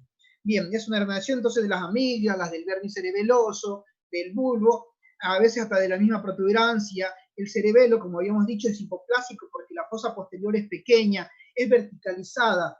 Hay ocasionalmente estos chicos entre la clínica tienen disfagia, estridor, opistótomos, espasticidad, y estos últimos signos en los pacientes neonatos son de muy mal pronóstico. El 95% de los pacientes con mielomeningocele presentan un Chiari radiológico, pero no todos son sintomáticos. Otras patologías que están asociadas son la hidrocelingonielia y la escoliosis en los pacientes mucho más grandes. En la clínica del Chiari van a hacer cefaleas, sobre todo en las maniobras de Valsalva. La cefalea suele ser occipital, neuralgia, trastornos de los miembros superiores con parestesia, disminución de la fuerza, en fin, que esto lo vamos evaluando en esos grupos de trabajo de mielomeningocele que todos los hospitales de mayor complejidad deberíamos tener. Evaluar las apneas del sueño, las disfagias, entre otros. Bueno, y en lo que habíamos dicho, el Chiari en los neonatos y en los lactantes que tengan estridor congénito, predice un mal pronóstico para los neonatos con mielomeningocele. Generalmente estos pacientes que hacen apnea terminan con ventilación mecánica prolongada, con traqueostomía y con ventilación mecánica en internación domiciliaria. Trastornos de glutorios que no los pueden superar y se alimentan de cualquier otra forma, y bueno, los opistótomos también. Y lo último, una cosa que tenemos que tomar en cuenta siempre, esto sí no en los pacientes que recién nacen, sino en los pacientes mucho más grandes, los pacientes que comienzan a crecer 7, 8, 9, 10 años, es la médula anclada. Y esto es como que el punto que nos une sobre todo a las charlas del día de hoy. La médula anclada Es un desorden en el que la médula se encuentra adherida a los tejidos circundantes, limitando la movilidad de la misma dentro del canal espinal. Si nosotros nos recordamos, el cono medular debería estar entre L1 y L2, pero el defecto del mielomeningocele, que se encuentra en la parte más baja, hace esta cicatriz lleno de tejido cicatrizal, tejido fibroso, tejido graso, y en donde se encuentra adherido a la médula espinal, donde cerramos la placoda, no permite que en el desarrollo de la columna vertebral esta médula espinal progrese o siga en el crecimiento de la misma, y por lo tanto tiende a irse estirando, y esta lesión por estiramiento es la que produce la lesión neurológica de la médula anclada. En general, entonces se define como radiológicamente como una médula anclada, aquella que tiene el cono medular por debajo de L2. Todos los chicos mielomeningoceles tienen médula anclada, pero no todos dan sintomatología. Casi todos los pacientes entonces tienen imagenológica médula anclada, pero tan solo entre el 10 y el 30% se vuelven sintomáticos. Ahora, ¿cuáles son los pacientes que nosotros tenemos que operar? Los pacientes que tenemos que tomar alguna conducta en especial son aquellos pacientes que presentan estos síntomas, que presentan dolor en la zona lumbar, típicamente en la región de la cicatriz del mielomeningocele. O sea, no es normal que el chico, cuando tenga, qué sé yo, cualquier edad más grande, y que sea consciente de su cuerpo, le diga a uno que presenta dolor. Eso es un punto para pensar en una médula anclada, ¿sí? Sintomática, ¿no? En pacientes que tienen buen grado motor, es decir, grado 3 o grado 4, y que presenten dolor en los miembros inferiores. Pueden ser refractarios, y que además pueden ser refractarios al tratamiento, y que se vuelvan incapacitantes, que el chico deje de caminar. Además también tenemos trastornos motores o sensitivos, tróficos en los miembros inferiores, que los chicos caminen pero se cansen, que produzca claudicación de los miembros inferiores, que comencemos a encontrar espasticidad, los síndromes de liberación de piramidalismo, trastornos urológicos y esfinterianos. En estos tenemos que justamente el objetivo de estas charlas, y sobre todo unirlo a estos pacientes de vejiga neurogénica en los pacientes mielomeningoceles, empeoramiento de la urodinamia. Pero ¿cuándo? Yo sé, no sé en realidad muchas veces en todos los hospitales con qué frecuencia este paciente mielomeningocele visita al urólogo, pero la mayor parte de las veces al neurocirujano nos lo visitan siempre, porque es un paciente que está valvulado, que a pesar de ser oligosintomático, tiene un control permanente siempre, porque los padres, en el mejor de los casos, tienen unas buenas pautas, le duele la cabeza, le llevan la urgencia, y siempre nos terminan llevando a nosotros. Pero cuando nosotros el chico no es una sola válvula nada más, el chico es un complejo total de muchas alteraciones que puede presentar. Entonces nosotros siempre preguntamos cómo andan con el cateterismo, cuántas veces al día se le hace, si no está perdiendo o está perdiendo. Y hay algunos puntos en los que nosotros tenemos siempre presente en cuándo el chico deja de hacerlo. El chico pasa de que la madre lo cateteriza, en el mejor de los casos, claro está, a cateterizarse él durante los 6, 7, 8, 9 años, y en la adolescencia ocasionalmente dejan de hacerlo por una cuestión de vergüenza, por no ir al baño a cateterizarse cada cierto tiempo. Entonces es cuando tenemos que tratar de ver y encontrar esa pérdida del seguimiento o de autoseguimiento de su patología, ver si que está perdiendo o no está perdiendo orina, y bueno, ¿qué está pasando desde la parte urológica? ¿Cuándo fue el último control con el urólogo? Si hay aumento de la necesidad de los cateterismos porque se está perdiendo la orina, o tiene un dolor cada vez que se cateteriza y deja de hacerlo. Entonces nosotros solemos solicitarle la interconsulta a los urólogos para que lo evalúen y poder determinar si hay algún otro factor más que nos haga pensar en una médula anclada. Con respecto a cuándo vamos a desanclar una médula, la bibliografía tampoco no es muy concluyente en cuanto a los resultados quirúrgicos. Es más efectiva para calmar dolor y los trastornos motores.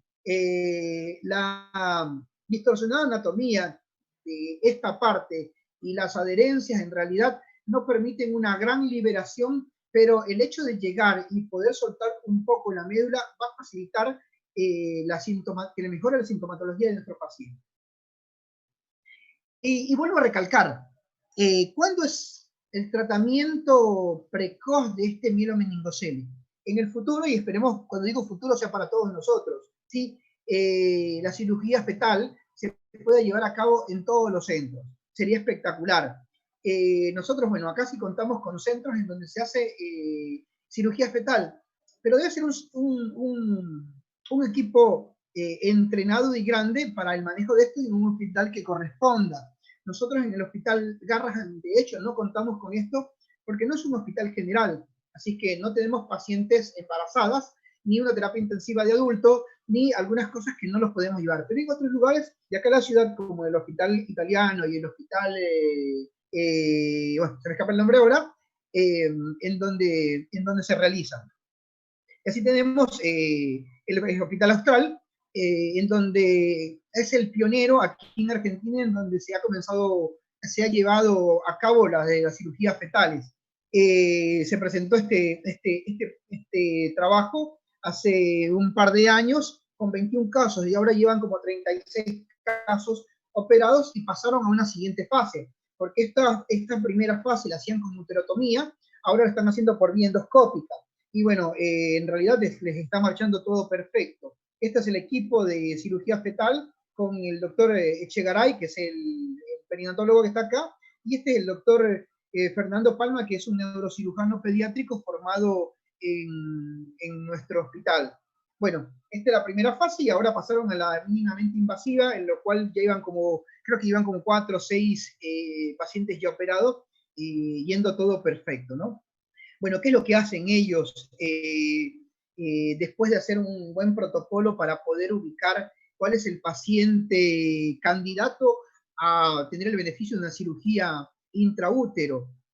Hay un estudio, el estudio MOMS, en la que se hicieron los controles de estos pacientes y una comparación entre la cirugía tradicional y la cirugía intraútero, pero la mayor parte se hacían alrededor de las 24 semanas, más o menos así. Acá ellos decidieron hacerlo un poquito más grande, 26 semanas, 30 semanas, porque con esto aseguraban que, como uno de los riesgos es el nacimiento pretérmino, aseguraban que este paciente, si nace pretérmino, sea más viable. Una Vladimir, vez disculpa, estamos solo por cumplir el tiempo de la charla. A ver si podemos... Bueno, vamos a ver. Reducir un poquito, disculpa. Bien, está bien. Entonces, hacen la localización del producto, hacen la uterotomía, en fin, la ubicación de donde está el defecto, hacen una apertura y localizan el mielo y se logra cerrar el mielo desde aquí, ¿no? Bien, el estudio MOMS, lo que habíamos dicho, este es un estudio que se presentó en el 2011, la comparación entre la reparación tradicional a tiempo y la reparación intraútero. Bueno, esto fue un éxito total, en donde se demostró básicamente lo que ya se sabía, que el paciente mielomeningocele empeora su foco neurológico no tan solo por el hecho de la exposición de la placoda del sistema nervioso al líquido amniótico, sino también por el golpe permanente a medida que va creciendo el producto y el roce con la pared uterina. Entonces, con este estudio que se planificaban para 200 cirugías, lo lograron concluir con 183 pacientes y lo evaluaron a 12 meses de vida de los pacientes nacidos. Todos con un mejor pronóstico de los pacientes operados a tiempos de la cirugía tradicional. Disminuyeron los pacientes en el desarrollo de la hidrocefalia, el desarrollo del mielomeningocele, mejor cicatrización. Aparentemente también el foco neurológico no empeoró o parecería hasta cierto punto ser mucho mejor. Bueno, esto es lo que les acabo de decir de lo de la conclusión. La cirugía fetal del mielomeningocele, en casos seleccionados, podría disminuir entonces la incidencia de hidrocefalia y del Chiari e incluso mejorar el pronóstico motor de estos pacientes. ¿Y qué es lo que nosotros hacemos y lo que debemos poder desarrollar en todos los centros de un hospital? Es el seguimiento de los pacientes con mielomeningocele, poder hacer grupos de trabajo. No consideremos que el paciente es tan solo la patología que nosotros vemos, sino que tenemos que tomar las conductas en conjunto de un grupo de mielomeningocele. El seguimiento del control del paciente con mielomeningocele es multidisciplinario. El neonatólogo, el pediatra, el traumatólogo ortopedista, el neuroortopedista, la urología, patología espinal, oftalmología, psicología, psicopedagogía y salud mental. Y obviamente, que estamos permanentemente llevando los diferentes estudios, dependiendo de las patologías agregadas, pudiéndoles los potenciales evocados de 4 miembros, básicamente por lo menos uno de miembros inferiores, para determinar como base cuál es el foco que tiene en sus miembros inferiores, y luego, bueno, miembros superiores, fondo de ojo permanente para ver que no hay aumento de la presión intracraniana, resonancia magnética de cerebro y de columna de forma de controlada, y las interconsultas con urología cuando veamos que comienza a crecer y hay algún foco que nos haga pensar que esté empeorando su vejiga neurogénica.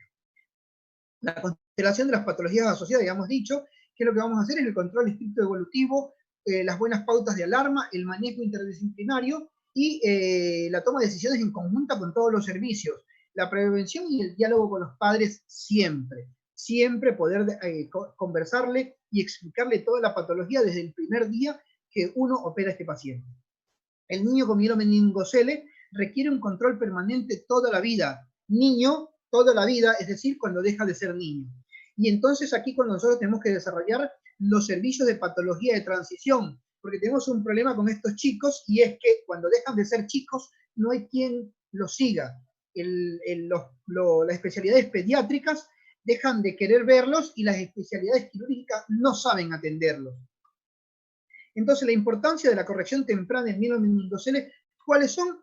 Que el 92% de los pacientes con cierre temprano sobrevivirán al año de vida, el 78% de los pacientes hasta los 17 años, pero cae al 46% para la cuarta década de vida. La muerte es el resultado de los problemas asociados al Chiari, enfermedad restrictiva pulmonar por las deformidades del tronco, de su columna, el mal funcionamiento de la válvula, y este es el principal, y la sepsis urinaria. Alrededor del 75% de los pacientes con mielomeningocele logran deambular, pero solamente el 30% de estos pacientes sin asistencia ortésica. El 75% tienen una inteligencia, un coeficiente intelectual normal, pero solo el 60% de los pacientes que son valvulados tendrán un coeficiente intelectual. Es por eso que debe ser bien diagnosticado y colocar la válvula en el momento que corresponde. Los adultos en los adultos el IQ desciende hasta el 70% en realidad. Y como les había dicho, esta charla quería comenzarle de atrás para adelante. Mi nombre es Vladimir Puya, soy de Ecuador, me formé en el Hospital Garrahan, neurocirugía infantil y después cirugía de plexo isquioso periférico. Mi charla del día de hoy es la importancia de la corrección temprana del mielomeningocele. Gracias, Vladimir, muy interesante tu charla. Hay algunas preguntas, pero te pedimos que las contestes a través del chat, un poquito para dar tiempo a las otras exposiciones planificadas, y me uno a tu comentario de que sí, uno de los objetivos de este curso y de poner este tema en el curso es de recalcar la importancia de que el manejo de estos niños debe ser multidisciplinario y todos debemos saber qué buscar, y si identificamos un problema, saber trabajar en equipo para resolverlo. Bueno, vamos a continuar con la siguiente charla. La siguiente charla está a cargo de la doctora Jenny Arboleda. Ella nos va a hablar del tema vejiga neurogénica, rol de los exámenes complementarios, específicamente urodinamia. Este tema va a tener una continuidad y una conexión con otros temas que se presentarán en el siguiente módulo, el siguiente jueves, al cual les invitamos desde ya. La doctora Arboleda obtuvo su título en Medicina General en la Universidad Nacional de Loja, aquí en Ecuador. Es cirujana pediátrica titulada en la Universidad Internacional del Ecuador. Obtuvo su título de Urología Pediátrica en la Universidad de Barcelona y se formó en Urología Robótica en el Hospital de Leeds, en Inglaterra. También es miembro de las sociedades de Urología Pediátrica, tanto iberoamericana como europea. Adelante, Jenny, con tu charla. Hola, buenas noches con todos. Muchas gracias. Sí se me escucha, ¿verdad? Sí, sí, está claro. Ya. Muchas gracias por la invitación. Voy a tratar de hacer un resumen. Realmente los expositores que me precedieron lo hicieron bastante bien, fueron bastante específicos, es que quedan pocas cositas que puedo ir recalcando de cada uno de ellos que nos parecen importantes. Bueno, simplemente para recordar un poco lo que son las funciones vesicales, porque dependiendo de eso nosotros vamos a poder hacer un tratamiento perdón, adecuado. Te interrumpo, no estamos proyectando la exposición. Oh, espérame, sí. Compartir.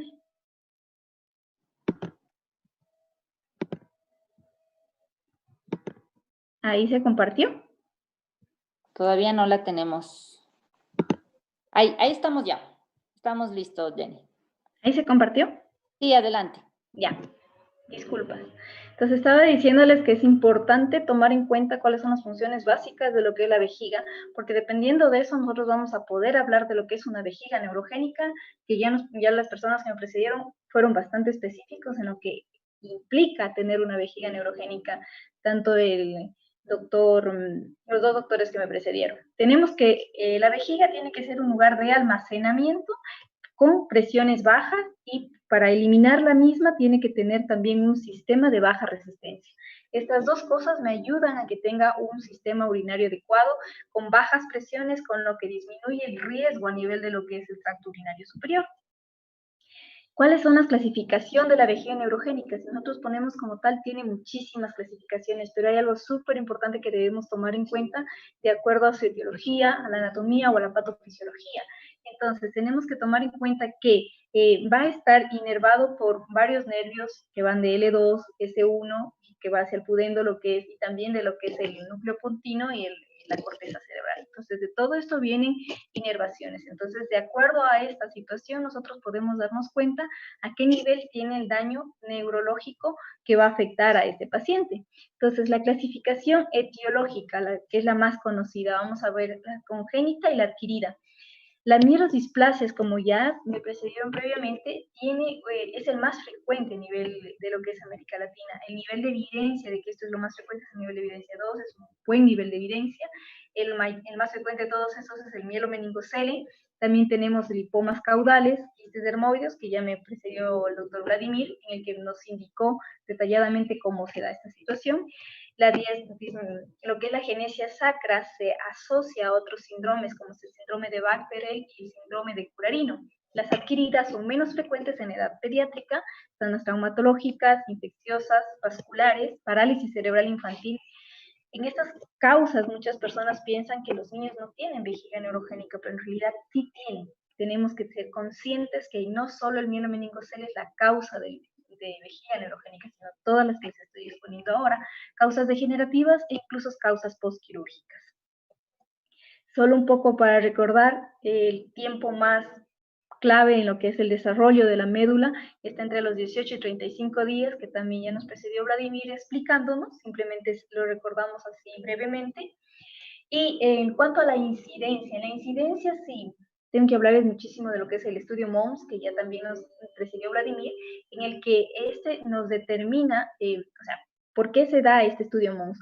Porque se piensa que tiene un daño tanto químico como mecánico a nivel intrauterino. Entonces, mientras más pronto actuemos a nivel intrauterino, como se hace también en lo que es Barcelona, la cirugía intraútero, también fuimos partícipes de esto, entonces es bastante, el seguimiento es mucho más minucioso.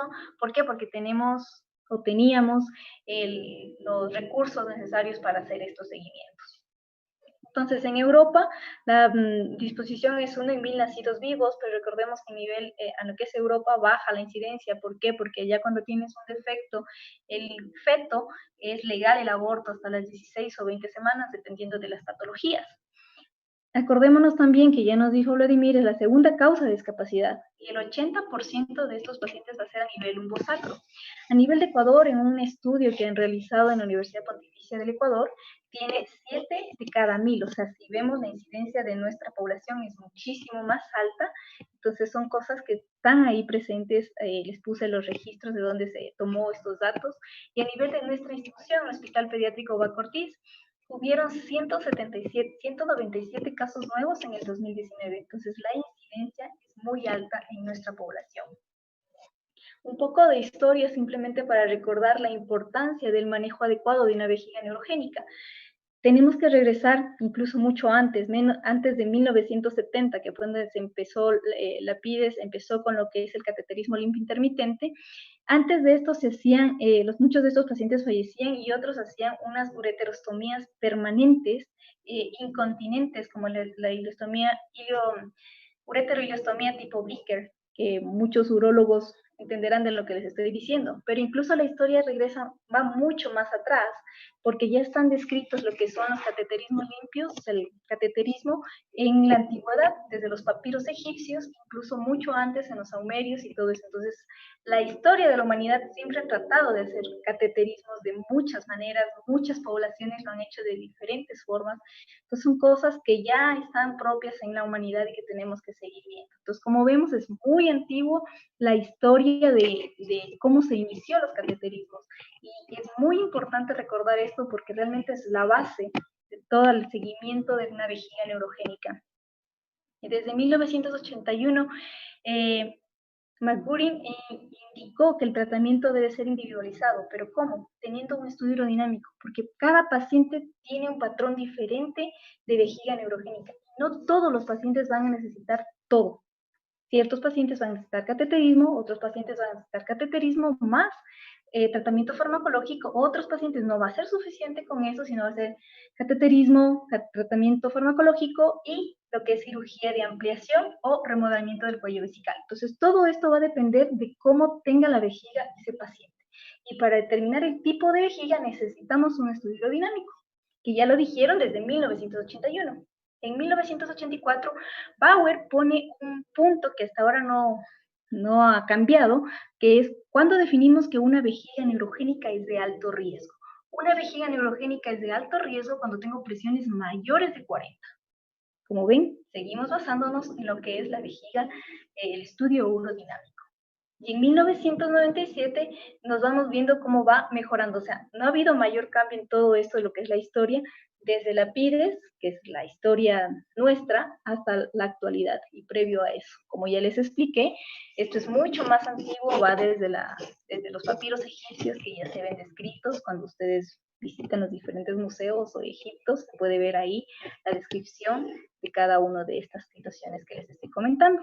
Ok, como me escucharon hablar, el tratamiento farmacológico adecuado, teniendo un buen estudio urodinámico, nos va a permitir que el 80% de estos niños con vejiga neurogénica de diferentes causas estén secos. Muchos de estos niños va a ser necesario hacer la suma de la toxina botulínica más la oxibutinina. Y esto reduce la probabilidad de cirugía de ampliación o remodelamiento a nivel de cuello vesical del 67 al 85%. Si tenemos un buen tratamiento, vamos a dejar aplazar lo más que podamos la cirugía que no es inocua, tiene sus complicaciones propias de cada cirugía. Entonces, ¿cuáles son los objetivos para tratar lo que es una vejiga neurogénica? Primero, preservar la función renal. Esto, ustedes saben que en la infancia es donde adquirimos la mayor cantidad para prevenir a largo plazo la insuficiencia renal. Entonces, si tratamos correctamente en la infancia, el niño, que luego será el adolescente y el adulto, tendrá una mejor probabilidad de vida.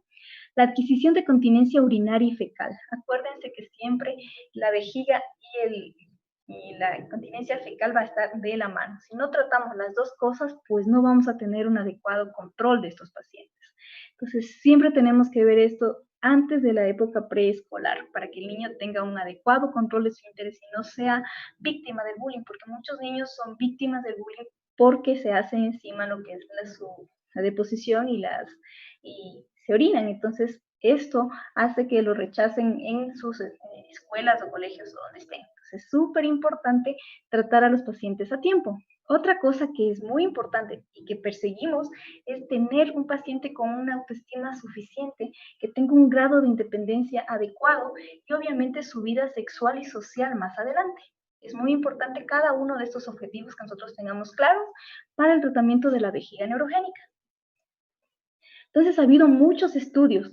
Les traigo solo unos pocos en lo que es el tratamiento temprano de la espina bífida. ¿Por qué pongo esta parte de este artículo? Porque como vieron, el 80% de los pacientes con vejiga neurogénica van a tener mielodisplasias. Entonces, es súper importante conocer esto, cómo trato a ese paciente desde el principio, desde que nace. Bueno, obviamente nosotros lo vemos desde que nace. Sería ideal tener un consejo prenatal, tenerles cirugía fetal, sería genial hacer eso, pero poco a poco iremos llegando a ese objetivo. Luego se unieron, esto es de agosto del 2019, para tener una guía de manejo en el diagnóstico y tratamiento de estos pacientes, porque cada una de estas circunstancias, estos tipos de vejiga, nos va a dar un diferente tratamiento. Entonces, simplemente para acordarnos, rescatando lo que ya dijeron los doctores que me precedieron, la alfa-fetoproteína antes de las 16 semanas, las medidas de acetilcolincerasa, bueno, eso está todavía discutido. En la ecografía que ya nos indicó el doctor, está el signo de la banana y el signo del limón, que tienen una sensibilidad mucho mayor. Y en la resonancia magnética fetal ahí se ve claramente lo que es el defecto neurológico. Aquí está nuevamente lo que ya nos dijeron previamente. ¿Qué hacemos para prevenir? Necesitamos tener un consejo genético en estos pacientes. Sí, no en todos los pacientes se puede dar esto. El ácido fólico como prevención ya nos dijeron previamente los estudios que se han hecho, tiene que ser en mujeres en edad fértil, si están pensando en el embarazo, 2 meses o previo a lo que es la concepción sería lo ideal. Ok, nos centramos un poco en lo que es vejiga neurogénica porque estos temas ya los discutieron las personas que nos precedieron. Entonces, las mielodisplasias en 95% va a estar precedida, la vejiga neurogénica va a estar en el 95% por mielodisplasias. Otra cosa que tenemos que ver es prevenir la función renal, ese es nuestro principal objetivo, o sea, conservar la función renal y prevenir el deterioro del tracto urinario. Como vemos aquí tenemos 2 grandes grupos, por llamarlo de alguna manera, de la vejiga neurogénica, que es la hipertónica, que es generalmente la de alto riesgo, y la hipotónica, que también tiene su riesgo. La vejiga neurogénica, ¿cómo la vamos a seguir? Ecográficamente, en la que vamos a ver una ureterohidronefrosis o hidronefrosis en el 85% de los casos. A nivel de la uretrocistografía vamos a ver reflujo en el 65% de los casos, pero esto se presenta cuando tenemos unas presiones a nivel del detrusor mayor a 40. Eso hay que tener presente, porque cuando ustedes ya vean esto, es que ya tenemos reflujo. Cuando ya tenemos reflujo y ya tenemos hidronefrosis, las presiones ya están elevadas. Son estudios que se han realizado en forma retrospectiva, prospectiva, de los diferentes grupos de estudio.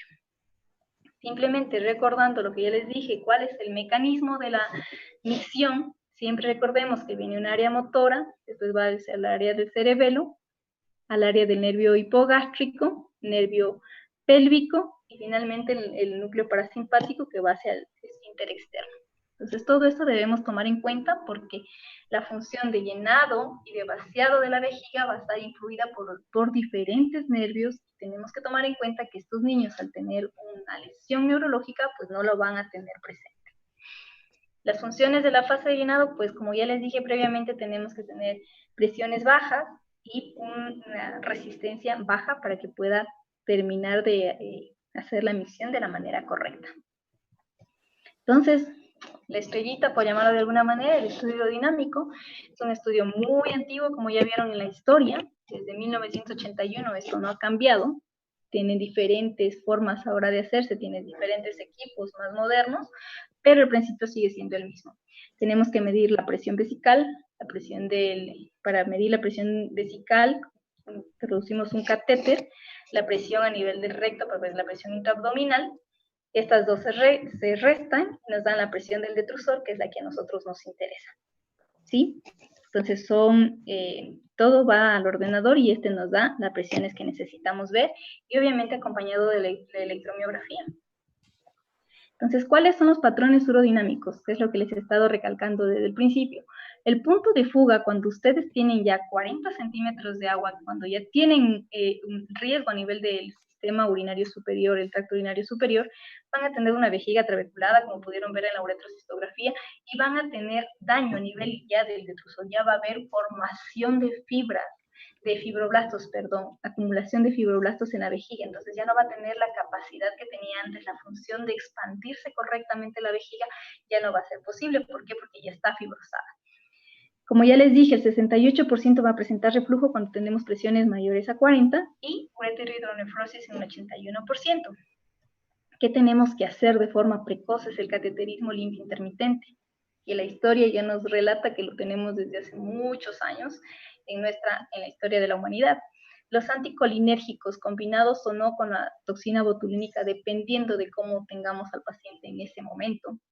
Y finalmente lo que es la cirugía. La cirugía nos ayuda muchísimo para disminuir igual presiones cuando ya tenemos una vejiga que definitivamente ya no da más. ¿Sí? Una cosa que es muy importante, que lo recalcan muchísimo todos los que hacen urodinamia, todos los que hacen urología pediátrica, es no realizar CREDE en la vejiga, ya que esto aumenta las presiones y por ende es contraproducente para el tracto urinario superior. Entonces, ¿cuáles son los patrones? Esto es un poco tedioso, pero es importante que lo conozcamos. Los patrones urodinámicos, según la fase, acuérdense que les hablaba de la fase de llenado y la fase de vaciado, tenemos la función de vesical del detrusor, y en la del vaciado también tenemos que valorar el detrusor, la función de la uretra, ¿sí? Todos estos son guías que nosotros tenemos que ver. También lo que es importante, la disfunción vésico-esfinteriana. Esta clasificación de Magwer es muy, muy antigua. La más común es cuando tenemos un detrusor hiperactivo con un esfínter normal o un esfínter con una actividad aumentada.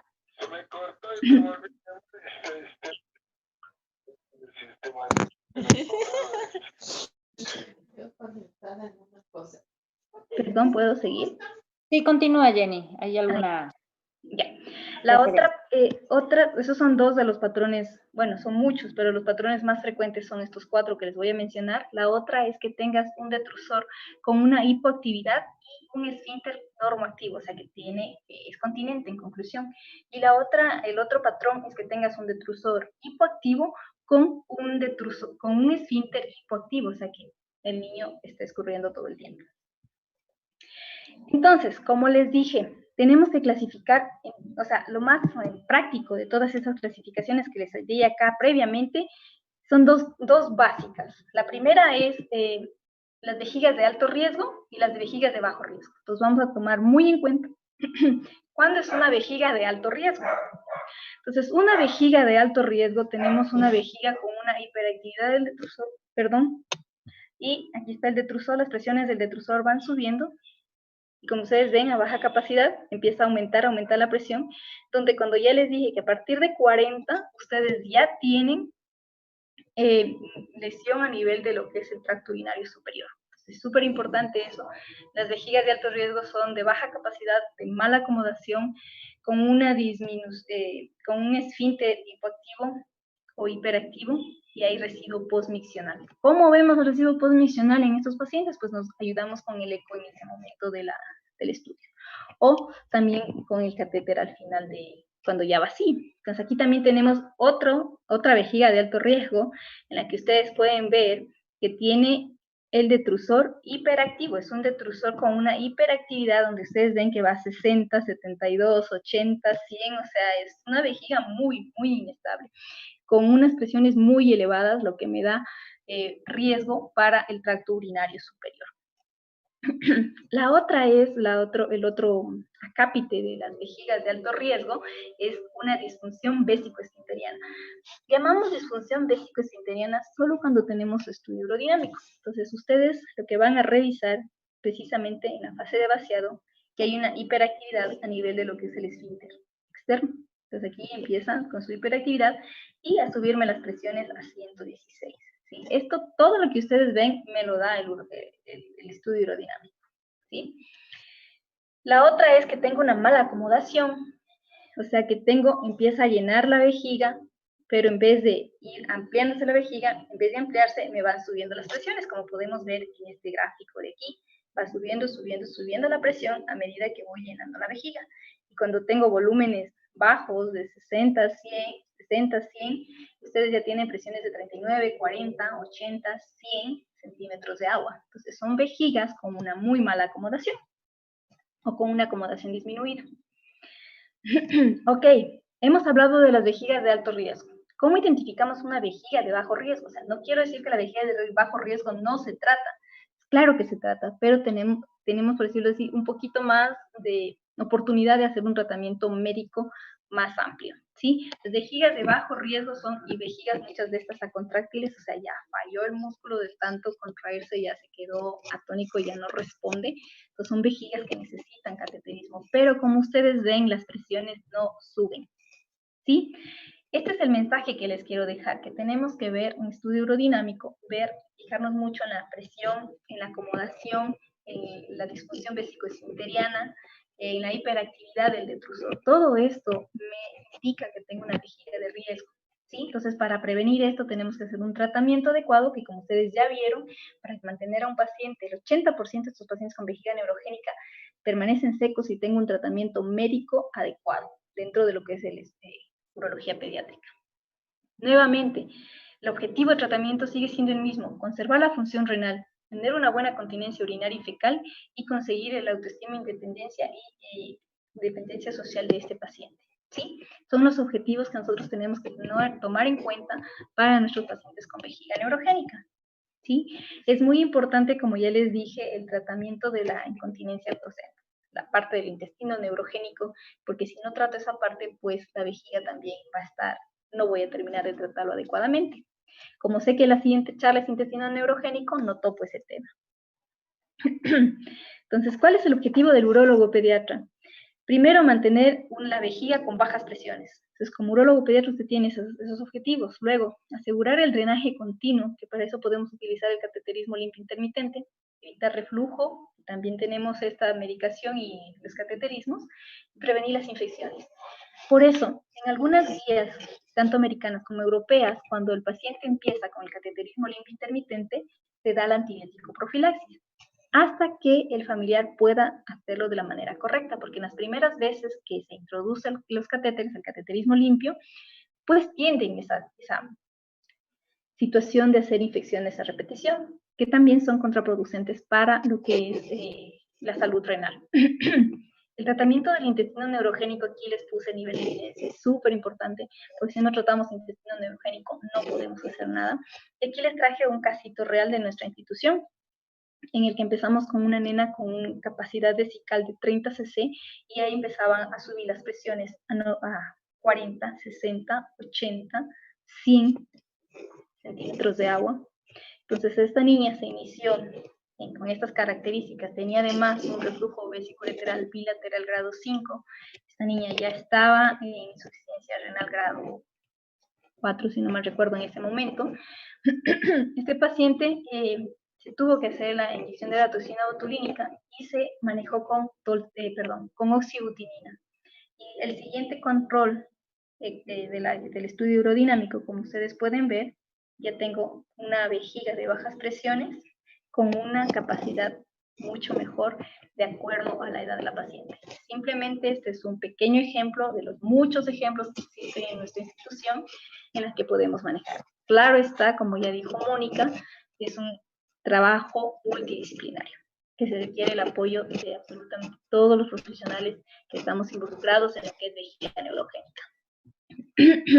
Entonces aquí les traje un resumen, no sé cuánto tiempo me queda, Moni, no sé si me puedo extender aquí en esto. Jenny, pienso que podemos extendernos unos 8 o 10 minutos más todavía. Perfecto, gracias. Entonces aquí lo que les quiero simplemente es, les traje estos algoritmos. ¿Por qué? Porque muchas personas dicen, ok, ya tengo el niño con vejiga neurogénica, ya nació, tiene mielomeningocele, se de vejiga neurogénica, ¿qué hago? ¿Qué hago cuando nace? ¿Qué hago a la siguiente etapa? Y todo eso. Entonces les traje un resumen, porque dependiendo de las diferentes escuelas, como dicen nuestros maestros, indican que tiene que ser un tratamiento proactivo. O sea, no dejarle abandonado al paciente, porque una vez que ustedes hacen eso, el deterioro renal es lo que va a suceder. Entonces, ¿qué tenemos que hacer? En el primer año, los pacientes con esta vejiga neurogénica van a tener del 10 al 15% daño a nivel del tracto urinario superior. De los 4 a los 5 años, el 35%. Más de 5 años, el 60%. Entonces, esto tenemos que buscar siempre las vejigas de alto riesgo, porque el 50% de las vejigas van a ser vejigas de alto riesgo cuando tenemos vejigas neurogénicas. Entonces, cuando el niño nace, lo primero que tenemos que hacer es enseñar el cateterismo limpio intermitente en todas las vejigas. Ya después tendremos el tiempo de estudiar qué tipo de vejiga es y qué requiere, porque dependiendo del tipo de vejiga, son 6 los más comunes, pero 4 los que les he indicado que son los más frecuentes según los estudios que se han realizado. Entonces, dependiendo de cada tipo de vejiga va a ser el tratamiento. Cuando el niño nace, hacemos cateterismo limpio intermitente, la antibiótico terapia que ya les dije, y lo que es importantísimo, enseñar a los padres a hacer el cateterismo limpio intermitente. ¿Esto por qué lo digo?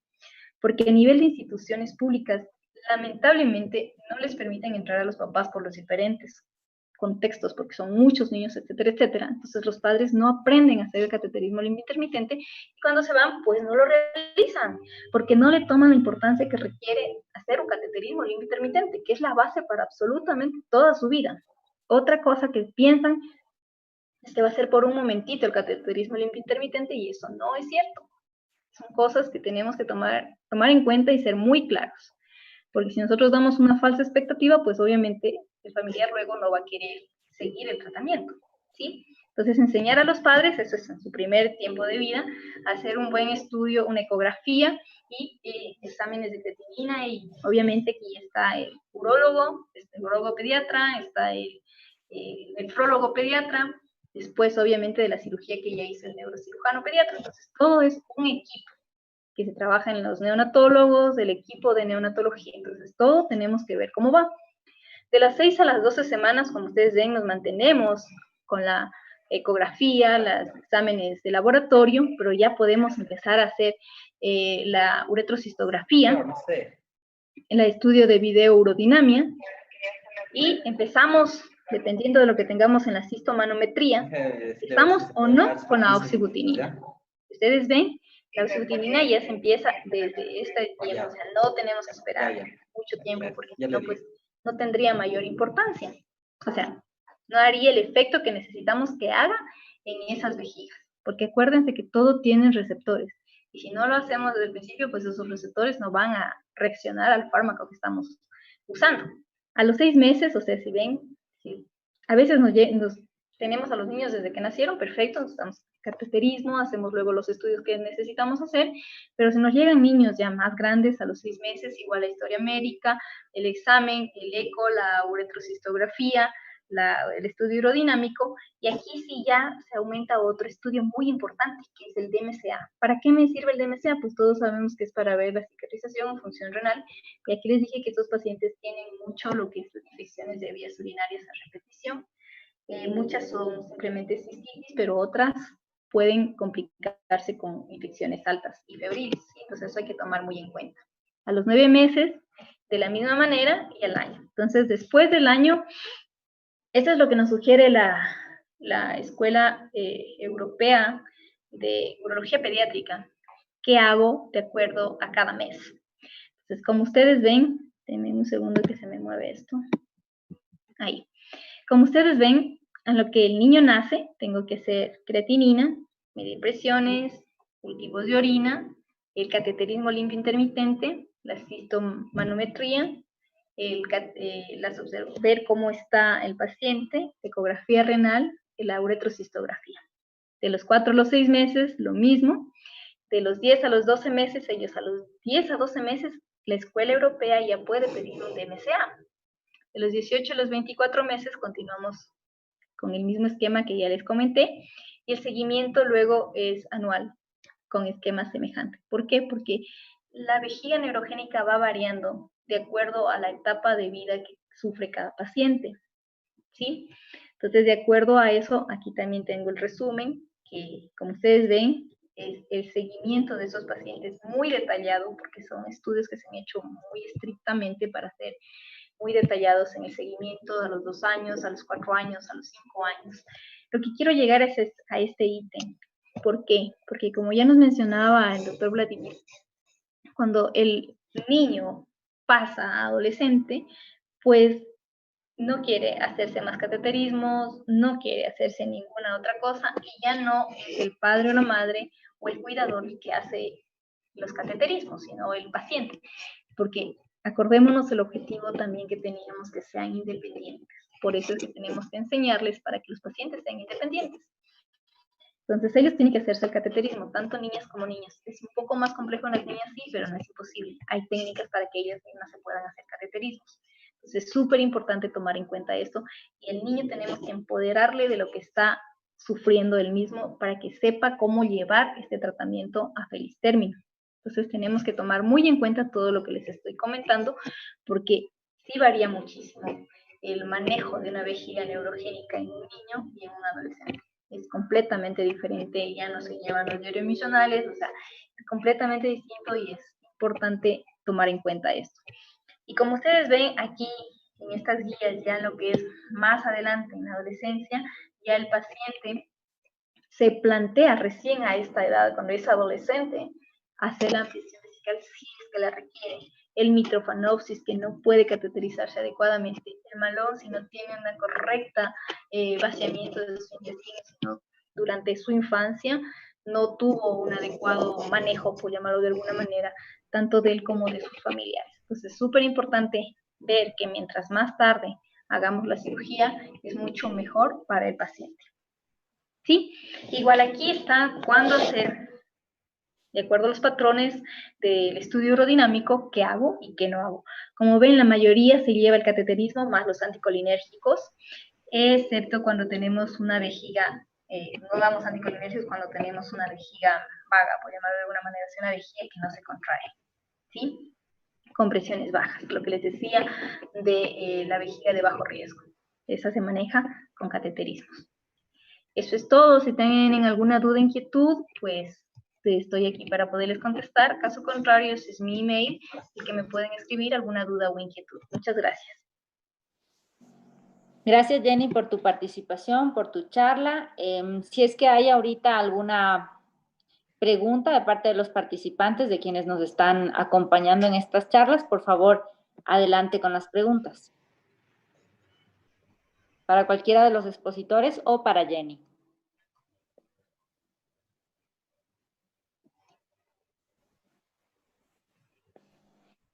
¿No? Parece que no tenemos ahora mismo ninguna pregunta. Queremos agradecerles a todos por su participación en este curso virtual. Teníamos todavía pendiente una charla de intestino neurogénico. Para permitir que la charla sea completa y que tenga todo el tiempo disponible, la doctora Medranda nos va a acompañar la siguiente semana con esa charla, ¿sí? Entonces quedan todos cordialmente invitados a acompañarnos dentro de una semana. Gracias por asistir y una buena noche.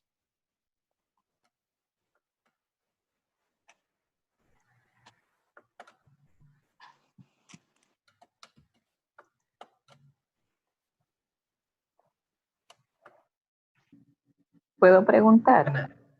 Claro. Claro.